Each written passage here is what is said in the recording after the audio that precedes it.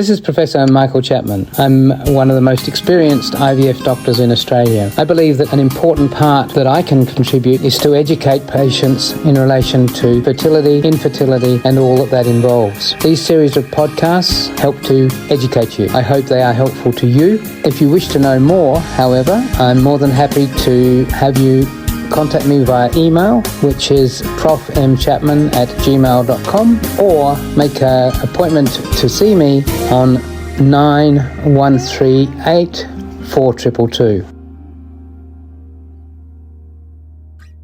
Prof, are you seeing any post-COVID fertility impacts? No. And it's a one-line answer. No.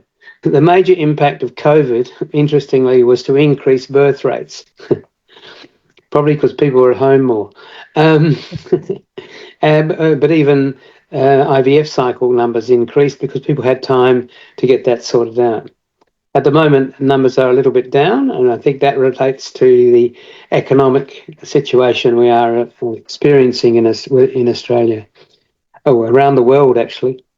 So fertility overall in all countries, really, certainly all Western countries, has declined dramatically to the point where in a number of countries they really can't work out how they're going to manage old age in the future because there won't be the young people to do the jobs that used to be done by the young.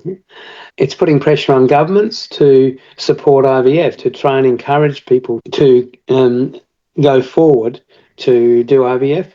And the other push which fits in with that is if you're not planning to get pregnant in the immediate future because you can't afford it, egg freezing is now becoming much more common. Around about 20% of our patients that come through our clinic at Life are freezing their eggs for future use. And that's sensible in your early 30s because, as I have explained before, when you get over 40, egg quality and egg numbers is less, IVF is significantly less likely to work, and just as spontaneous pregnancy is much less likely to occur.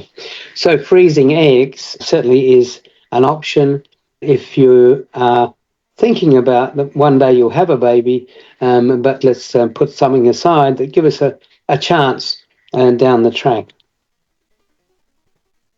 Prof, we have a question from Kimberly who's on the live. Can you explain the reason for reoccurring miscarriages? Had a surprise pregnancy 6 weeks ago, natural, but had another miscarriage. This will make number 4.2 natural conceptions and 2 IVF. Number 4, 2 natural conceptions and 2 IVF. Okay, yeah.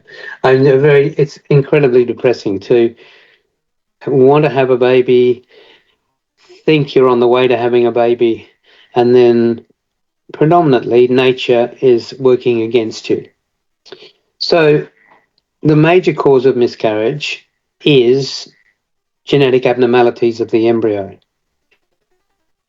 We know when we look at the placentas of pregnancies 6 weeks and above, that 60 to 70% of those have abnormal genetic makeup.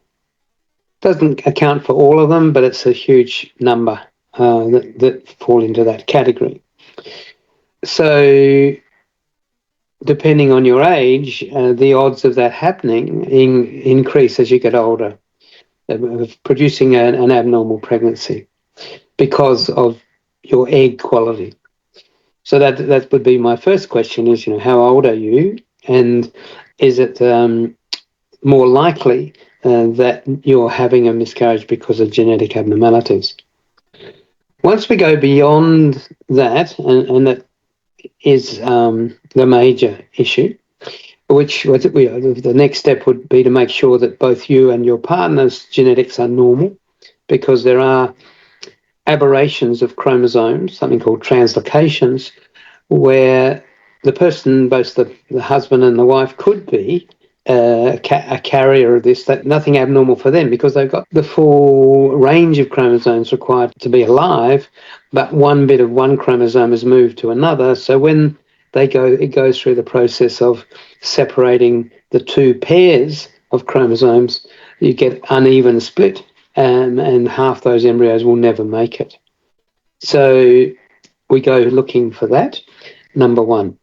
If you're having IVF in a good clinic, they pretty much routinely, we certainly routinely, do what's called a karyotype, which would answer that question. Beyond that, the uterus is obviously the place where the embryo sits, and if the embryo is in a bad place in the uterus, then it's not going to stick. Bad places in the uterus are predominantly places where there's an abnormality of the shape of the womb. It might be there's something called a septum in the uterus, which can be a fibrous band, and if an embryo lands on that, it can't establish its good blood supply, and that will stop the pregnancy continuing.